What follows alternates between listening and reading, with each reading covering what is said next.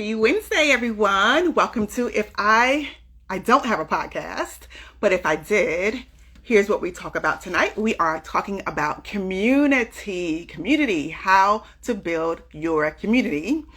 The title of tonight's broadcast is Girl, Go Find Your Tribe. This is a very, very important conversation that we're having. All of the conversations are super important for different parts of our life, right? And so I'm super excited to be talking to the young lady that is going to be joining us in a few. Her name is Miss Daisy Mae Grant. So we are waiting for her to join us. While we are waiting for her, I want to just kind of give you a heads up about what's to come for the rest of the month of March. So we have a beautiful, beautiful soul that I met a few years ago and had the honor of working with. She's going to be coming on talking about her journey of going from kind of struggle to strength using her faith. And so that's going to be an amazing, amazing conversation. And at the end of the month, we have a conversation with Miss Wax Candles. I love this lady. I've only known her for a few months, but I have fell in love with her. And she's going to be talking to us about sexuality and sensuality as a woman, single or not. And so I am absolutely excited about that conversation as well. So we are just kind of waiting and hanging on to see who is going to join us. I see Miss Daisy Love Grant has joined us, and so I'm going to invite her into the chat. Now listen, if you have been following these conversations over the last couple of weeks, then you know that sometimes Instagram gives me the business when it comes to logging on and connecting. So let's see what happens tonight. I have my patient hat on. I kind of am getting the hang of things now, and I will be transitioning soon to another platform, but let's just see what happens tonight. Okay, so let's invite Miss Daisy Love Grant. Let's see if I can invite her. Okay, let's see.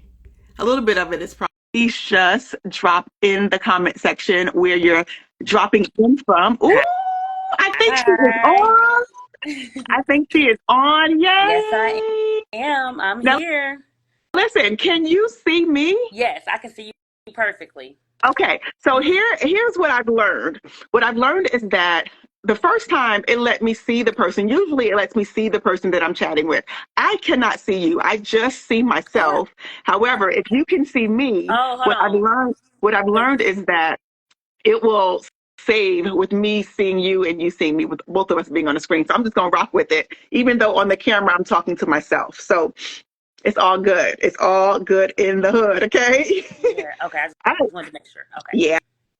All right. So, Miss Daisy, thank you so much for accepting the invitation to join this conversation tonight. I was just telling the people that are joining in, if you join in, just make sure that you let us know where you're chatting, when you're joining us from. If you catch the replay, which most people catch the replay, if you catch the replay, be sure to like, comment, share, comment your thoughts. We want to hear from you. That just kind of keeps the conversation going. It keeps the algorithm going. I'm trying to learn this algorithm system, you guys. So thank you. All right. So Daisy, introduce yourself to those listening and joining us on the replay.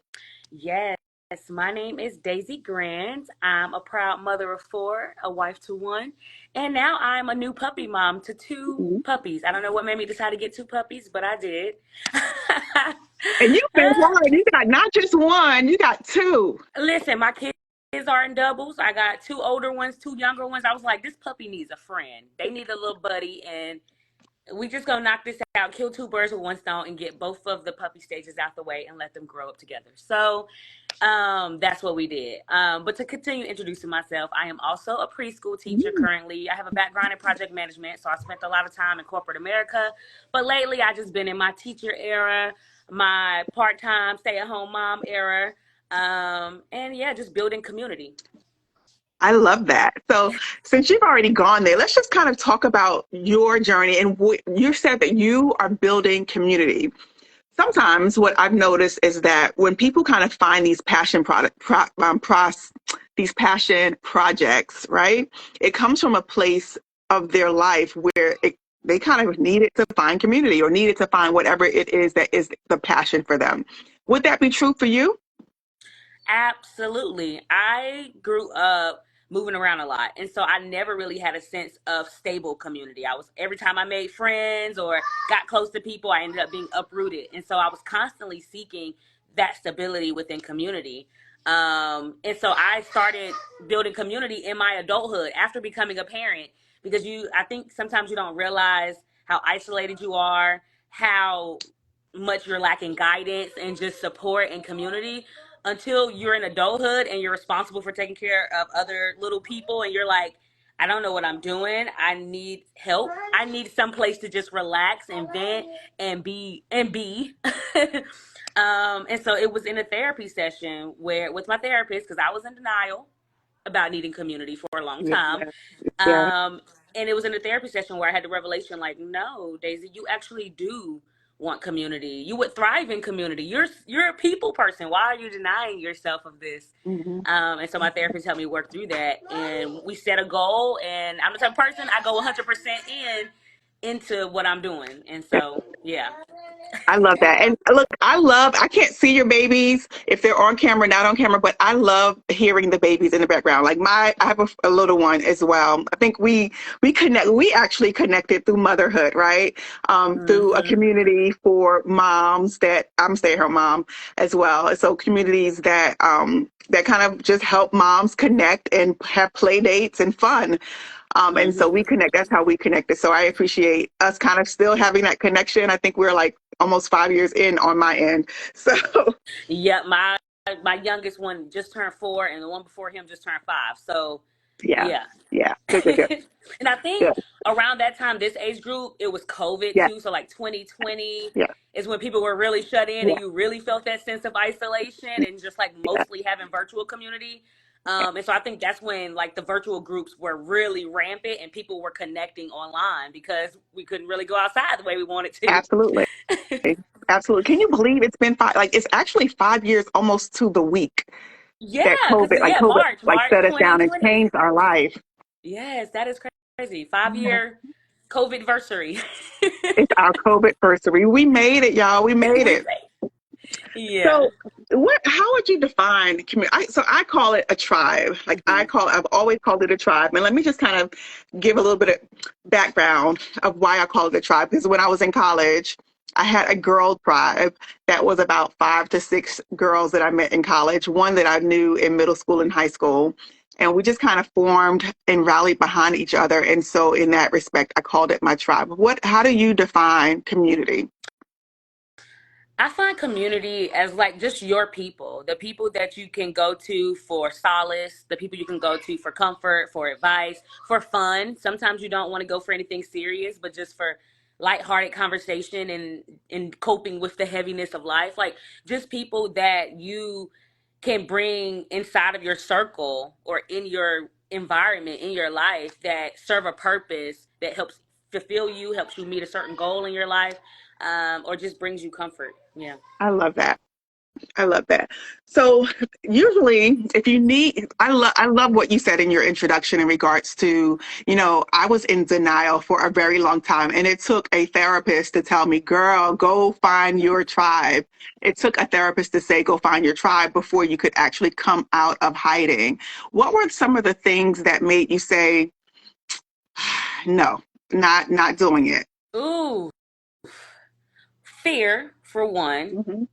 Fear of abandonment, fear of it not lasting, right? Because like when you grow up being uprooted and not having stable community, or you get excited about a new connection that you make and then it's suddenly gone, you convince yourself that okay, well, it must just not be meant for me to have this thing, like I must not be deserving of this in my life because it just never Mm, sticks, it never lasts. And so that was the main thing, just fear of it being gone once I receive it. And another thing was also fear of not being accepted, like fear of being, when you build your tribe or your community, you want to be able to be your full 100% authentic self. You don't want to have to put on a mask or turn on and perform. Um, and so, look, one of them right here in the background. But so yeah, just not knowing if there was a safe space that existed where I could 100% do that. When I'm by myself, I don't have to worry about, any Mm-hmm. of that being accepted or not being my 100% self or masking or whatever. I can just be. Yeah. So yeah, it was Where scary. where do you think that came from for you in regards to the fear of rejection, the fear of they won't accept me, not feeling worthy? Where did that come from for you? I want to share my story about that, but where did it come from for you? Mm. You know what? I'm not even 100% sure. I mean, I think it was just an accumulation of things over time. Like I said, being uprooted and then societal expectations and Mhm. standards of what friendship means. And then just seeing stuff, especially as I got older on social media Yeah. or even like reality TV, seeing the drama that's associated with female friendships. And then I also had friendships where things went sour, right? Like Yeah. I had a friendship where it was one of my closest friends in high school, and she actually started dating my first love, like my first boyfriend in high school. Like we were still, how love is in high school. It's on and it's off and then it's flip floppy. But that's what I consider my first love. And one of my Yeah. friends ended up dating him. And so Wow. like just little things like that happened over time, or I remember specifically being a part of one group in high school who, when you get off the school bus, you had like the little spot that you hung out before the bell rung to go to your first class. Hmm. And I don't know what triggered me to just stop hanging with that group specifically, but it was just one day in particular. We were standing posted up in our spot, and it seemed like every person that walked through the door, they had something to say about them. And it just Wow. didn't sit right with me. I Uh, just felt an extreme sense of discomfort. And so from that day forward, I was by myself. I just decided to, and I would float around to different people and say hey and stuff, but like I never had a solid crew because I'm like, if this is what it is, I don't want to be a part of it. I would rather just be by yeah. myself. So I Yeah. operated for like that for a long time. Yeah. Yeah, yeah, I can relate to that. It sounds like you had like really solid, solid family structure. Not me, not so much. So I grew up in trauma and dysfunction, which is why I work with people that come from trauma and come from dysfunction, right? And so, we talk a lot about attachment styles, right?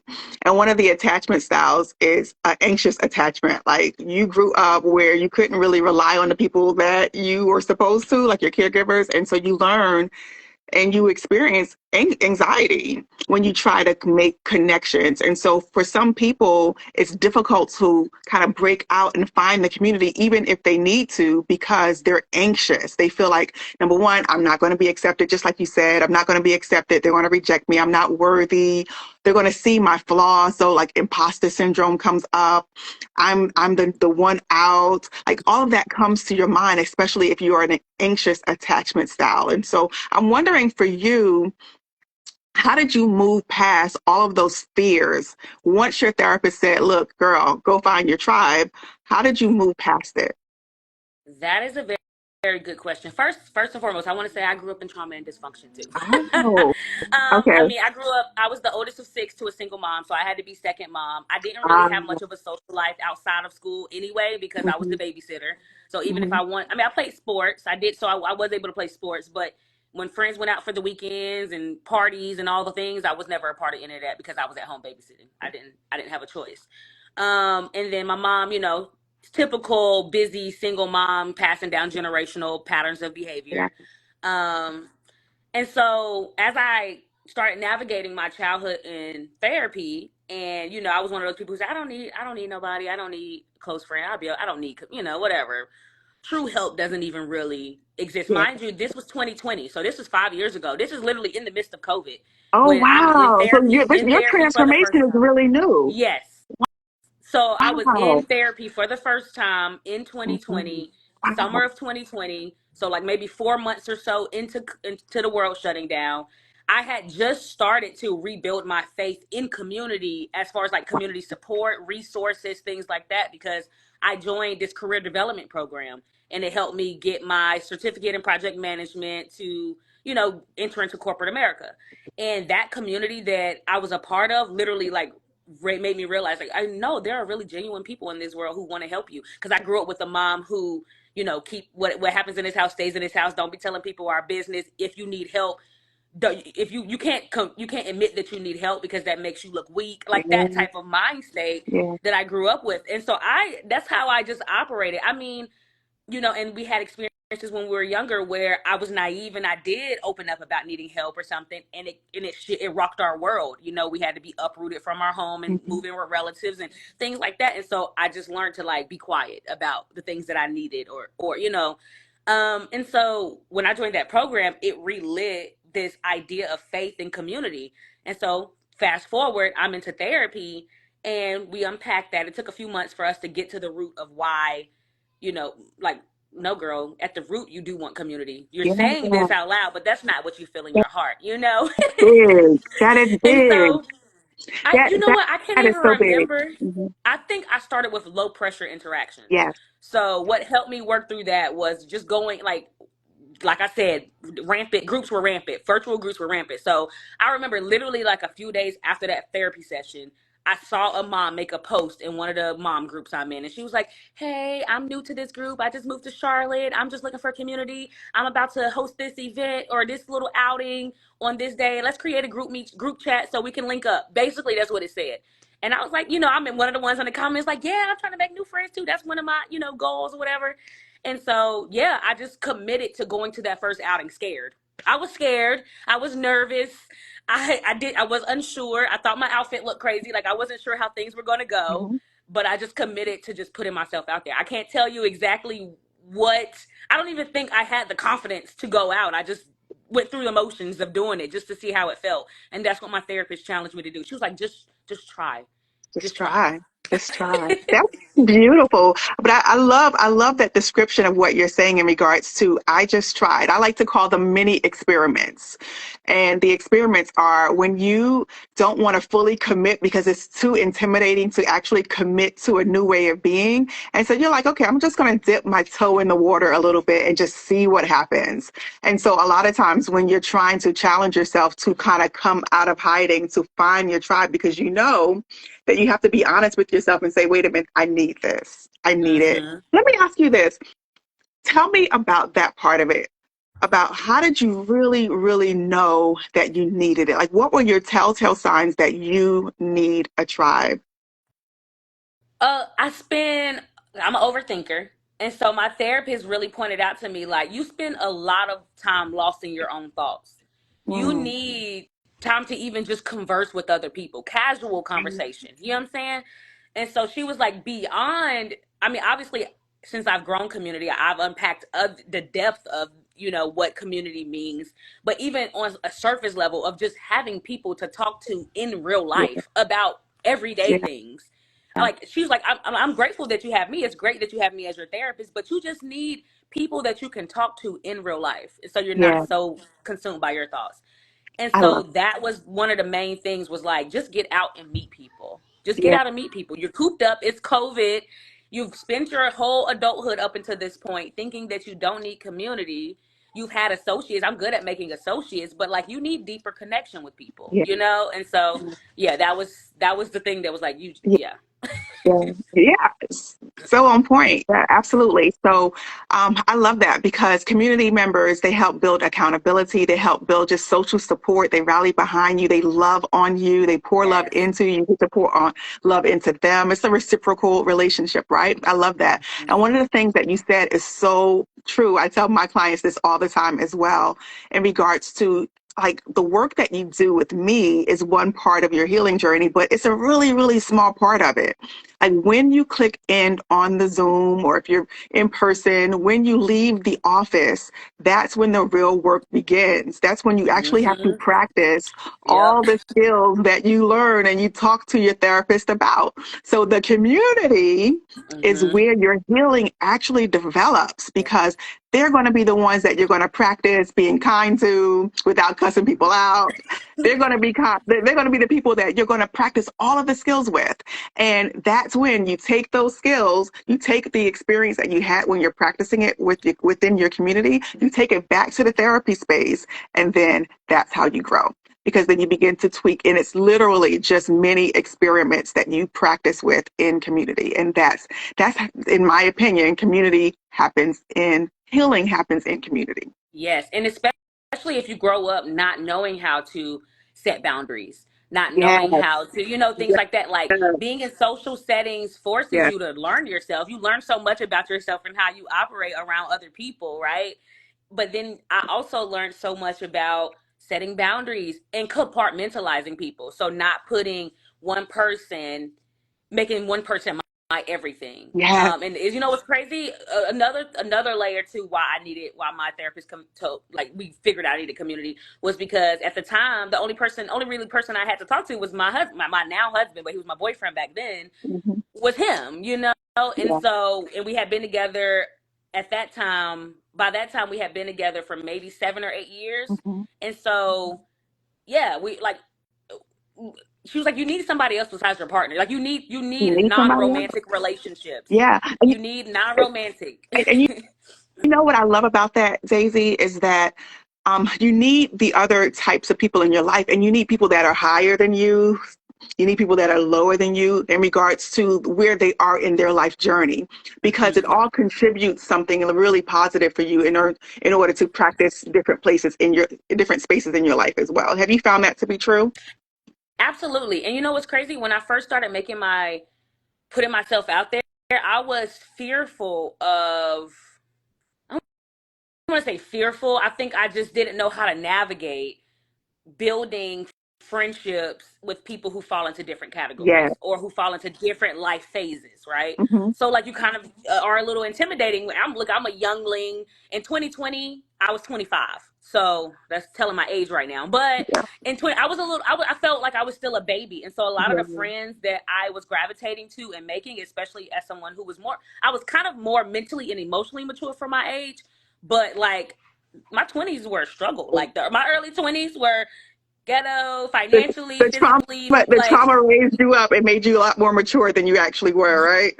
yeah. So I feel like yeah, it was like weird because I was immature in a lot of ways, but I was mature in a lot of ways. So I felt like I was kind of struggling to find my tribe and people who Hmm. I mix with, and then you're kind of intimidated with people you might be able to thrive with intellectually or have deeper conversation with on this level, but in other aspects of your life y'all don't really mesh. Like I'm not as established as some of those people that I can talk Yeah. deeply with, you know what I'm saying? And so it was Yeah. kind of intimidating. Like, yes, I can talk to these people, I can probably relate to a lot of their life experiences, but in other aspects of my life I'm a little intimidated, Yeah.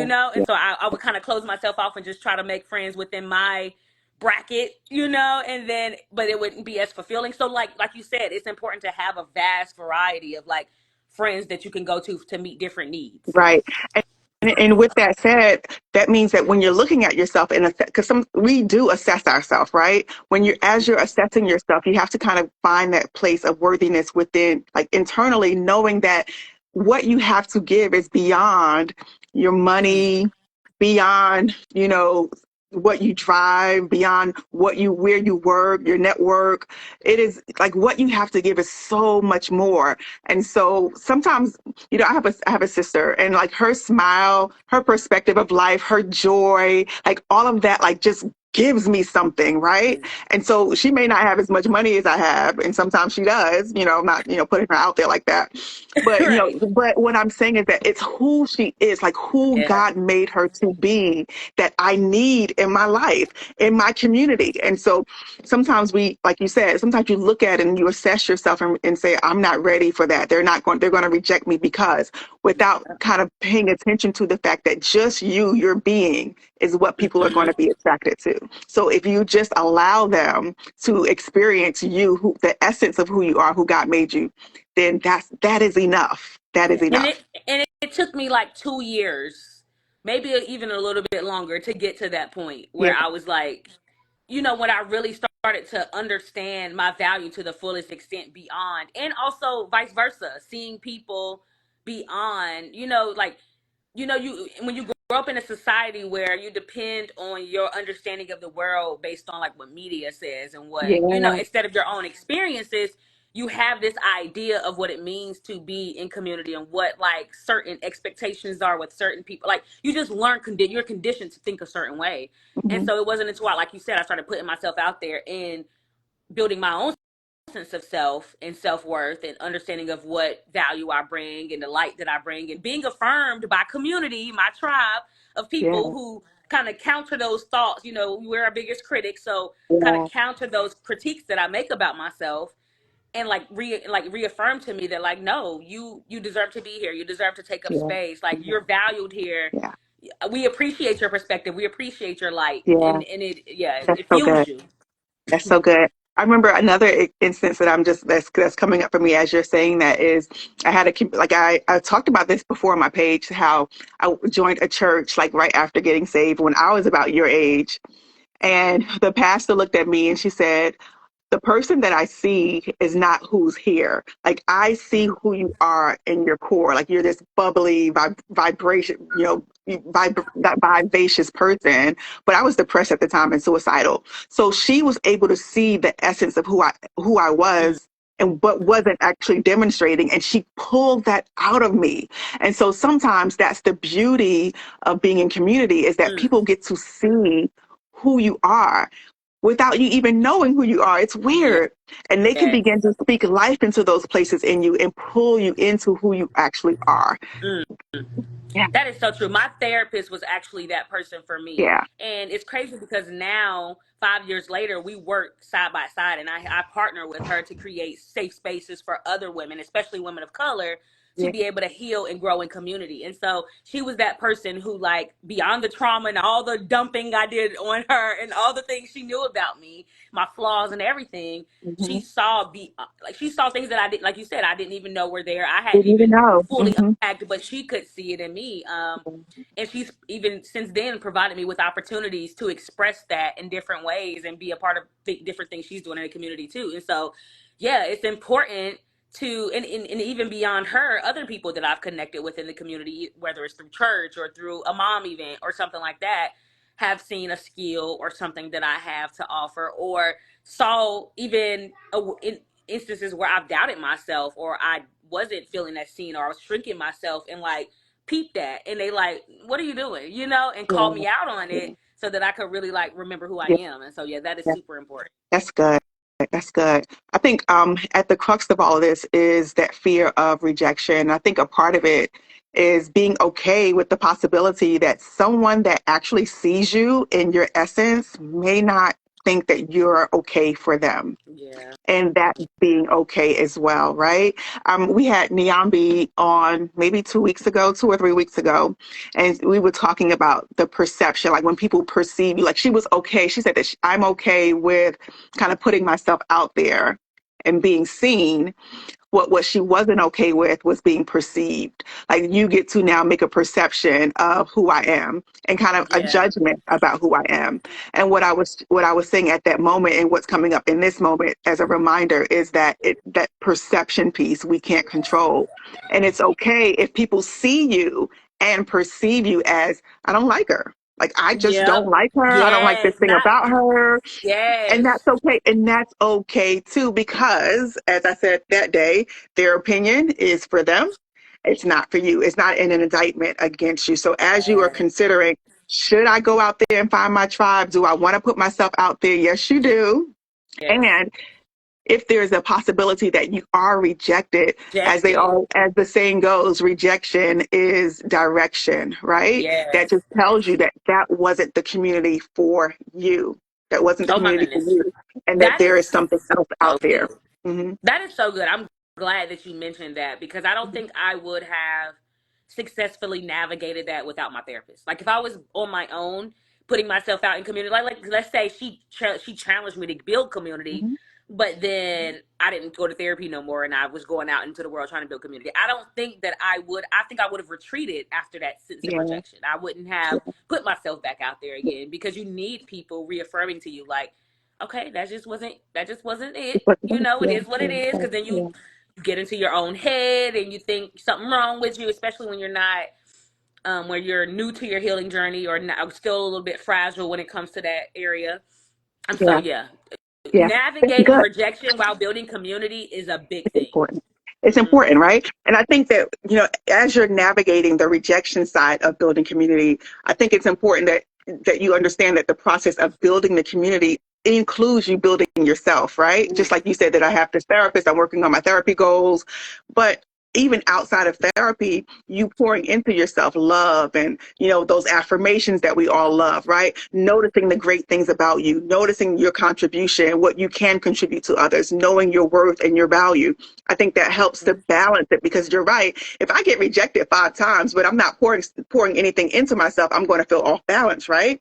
So Mm-hmm. you have to constantly be pouring into yourself. And like, even before you start to build the community, maybe even start to write out, these are the affirmations, these are the things that I love about myself, and revisit it often so that you can be reminded, in the likelihood that, and it is a absolute possibility that someone doesn't rock with you, Yeah. and it's okay. It doesn't mean that anything is wrong with you. So you can just go back to the reality that, you know what, that's for them. However, I still stand and ground myself in who I am. And it's beautiful. Who I am is beautiful.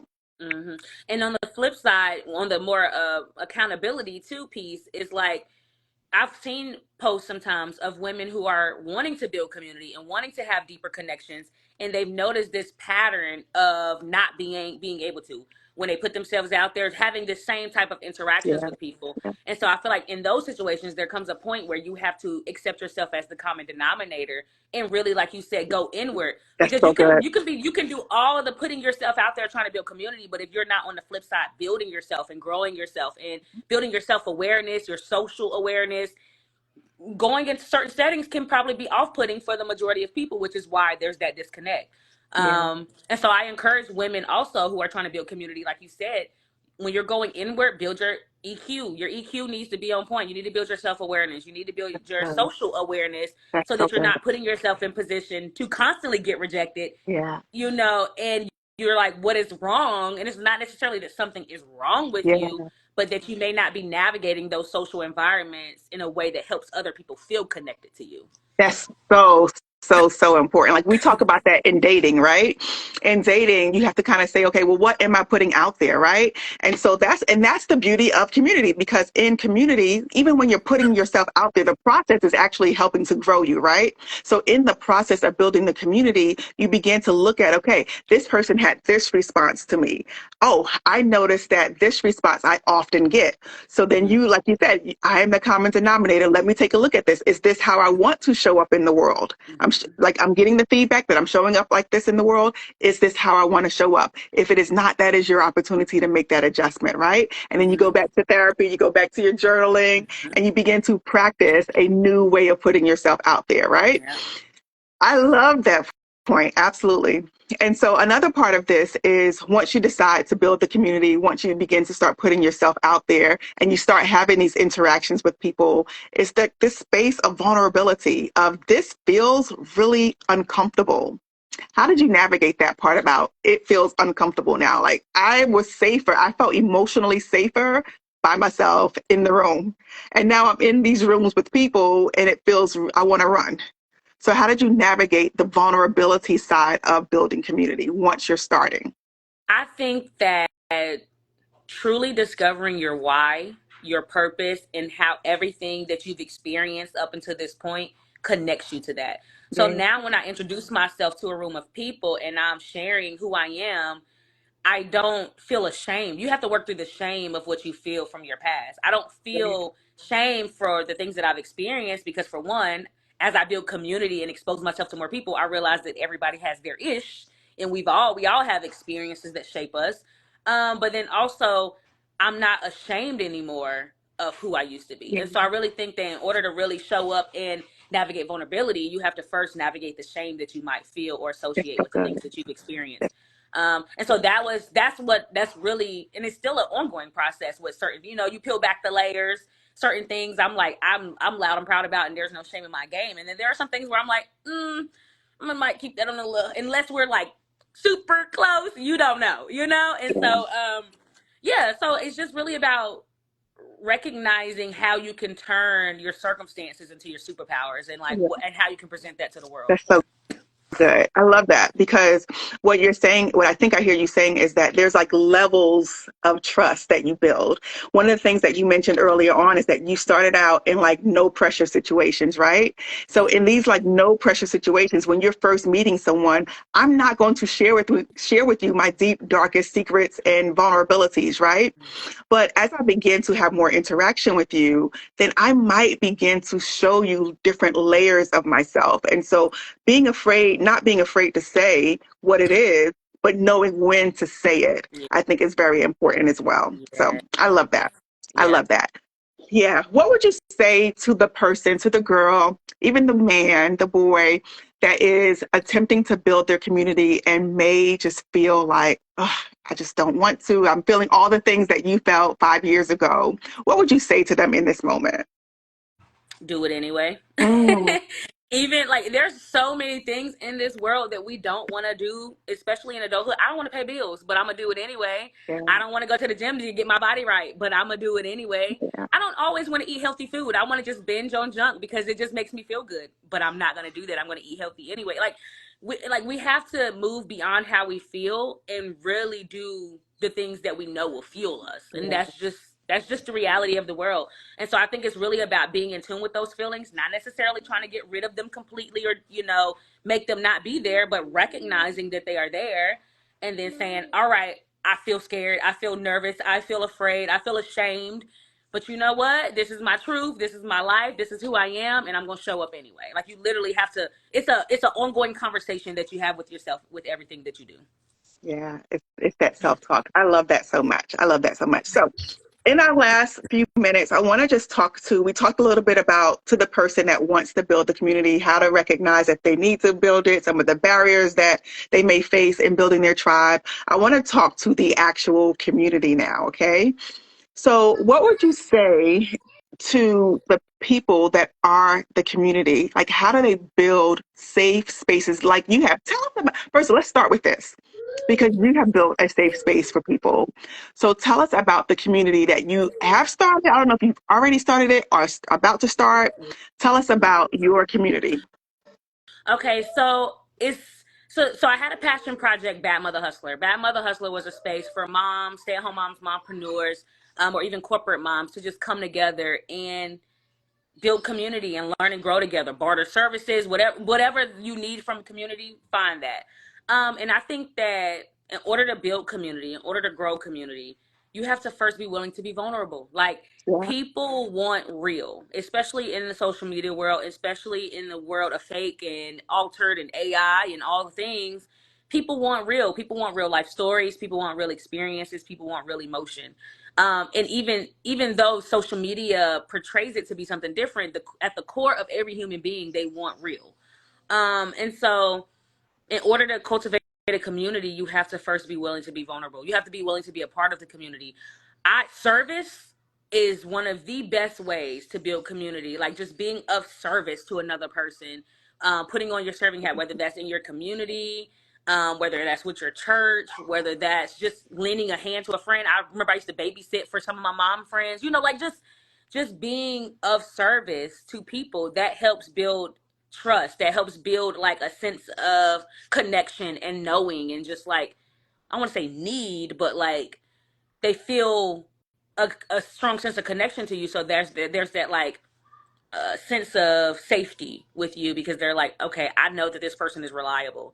I know that when this person says they going to show up to this event, this birthday party or whatever, they're going to be there. yeah, yeah, And so just honestly, that was one of the things that took me a while when I built community was being a person of my yeah, word, right? Because like you say you have this excitement, this motivation to like build community, and then the day comes where you have to do it, and you start to back out, and you start to discourage yourself from doing it. And so you're telling yourself like, no, I don't. No, I can just cancel. yeah, I'm not doing this. But you literally have to show reliability. When you show reliability, you in turn build a safety, and you in turn, it just that's just how it flows for people. yeah. I love that. So when you say you're going to show up, you actually show up is one of the foundations of building community. Hmm. especially for someone that has experienced trauma or dysfunction. Like they're looking for, like, safety for them is consistency, right? So I love that. Yes. Yeah. Are there any other elements that you can think of in regards to what should or needs to be in place to build that safe community? I would say outside of safety and vulnerability, mm, I would say trying to find common ground. Like, I still Mhm. believe in compartmentalizing and finding common ground with different people. I feel safe in certain areas of my life with certain people. Like, there might be some friends where I feel like I have an accountant friend. I might feel safe discussing my finances with her, right? There might be a friend that I have who is a therapist friend. I might feel a little bit safer sharing more emotions, raw emotions and stuff with her because I know that from a therapist standpoint, she might understand. There are some friends who are TTG, trained to go. They ready to have your back and to fight with you. I might feel safer sharing my rage, Yeah. than I am with other people. So like I think that finding those areas that you feel, so finding those parts of yourself, it may not be your complete self, but finding or being aware of the parts of yourself that feel safe with different people and being okay with not everybody not falling into a full category, if that makes sense. Like God. you can have safety in one area with a friend and not have safety as long as you learn how to set those boundaries within that safety zone that you created. Hmm. Hmm. You should be able to have a mutual safety. That's good. Good. I think, thinking about community members, how to be the safe community. I think one of the things that we need to really consider is the fact that people are human, and and and because of them being human, they're bringing their humanity into the community Mm-hmm. as they're trying to build it. And so sometimes we expect perfection, Mm, right? But I think that as we are all human, doing the best that we can, it's important to remember that and give people that grace as they are new in the community. Does that make sense? yeah, So so absolutely. so so I think it's very important that we give people the grace and the space to be human, and also to balance it out with, hey, but I'm also, as a part of the community, it's Hold my on real quick. responsibility to be honest with you as well about my experience. So sometimes I can have a bad experience with someone, and I won't say it because I don't want to hurt them. I don't want to offend them. But if you're going to be a safe community, then our responsibility is to help grow people and push them into their wholeness. And that comes with honest conversations as well. So, not backing away from honest conversations, but having those conversations in safe ways, I think is one of the most beautiful parts of community. But of course, you want to always give that person the opportunity to receive it. If you have built that relationship with them, then that's the opportunity to have that safe conversation. So, meaning, don't try to have a crucial conversation with someone that you just met like yesterday. Like, you have to have Yeah. some teeth in the game, right? So, and that's actually a question that I posed on Instagram a few days ago. Do we think that we're ready for the community that we say that we're ready for? So Ooh, sometimes, that's a good yeah. question. So sometimes we say we want this community, which includes those kind of accountability conversations, right? However, if the community pulls you aside and pulls your coat a little bit, you back away, you get offended, you're ready to storm out of the place, you just jump to whatever Hmm. conclusion. So then, are you ready for community? Is the question. Yeah. Are you really ready for it? I really think that when we think about community, we should think about community and building community and friendships the same way. I feel like people give so much more grace and understanding in romantic relationships than they do in the friendships or even like business relationships or anything that they create. I think that when we lead with the understanding that, like you said, we're human, people are going to bring their humanity into their relationships. You might have some things that cause you to clash. It doesn't necessarily mean that the connection is Right. dead. It means that that might be an opportunity for growth within that connection to stretch both of y'all and figure out why did this.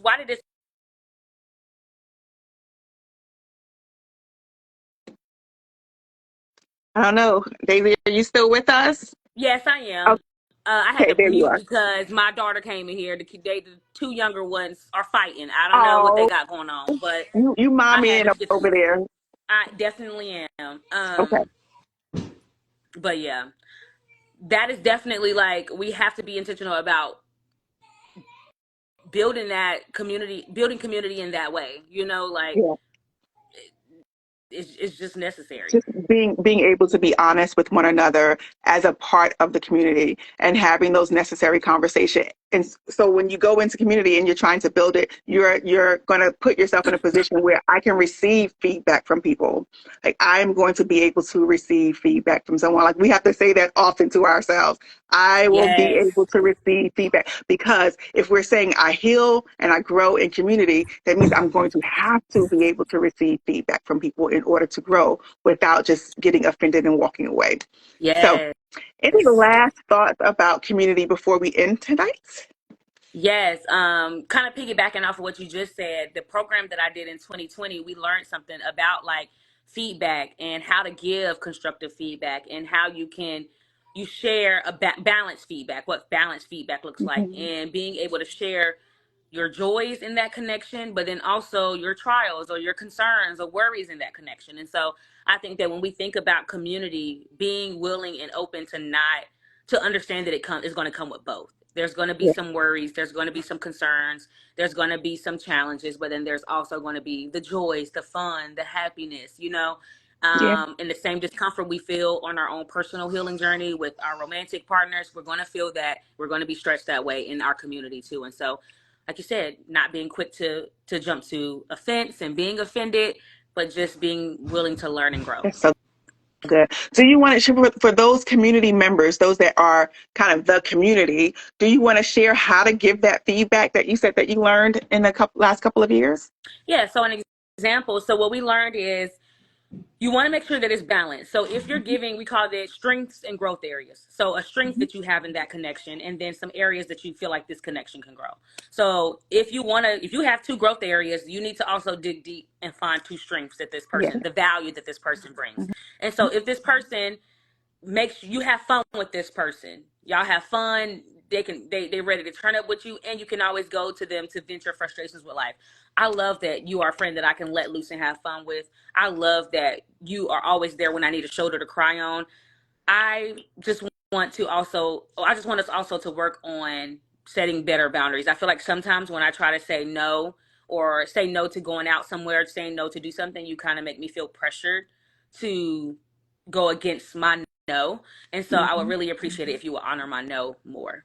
Like Yes. like doing stuff like that. And the person might be like, dang, they don't want to hang out with me, and learning to, if they are responding that way, learning to be like, offer not you retaliate with offense back, but no, this isn't about you, and this is not about me not wanting to spend time with you. It's just about me wanting to set boundaries for myself. That's And good. so yeah, that's a good way to give constructive feedback to a friend while also maintaining that connection so that you can maintain your community. That's so good. That's so good.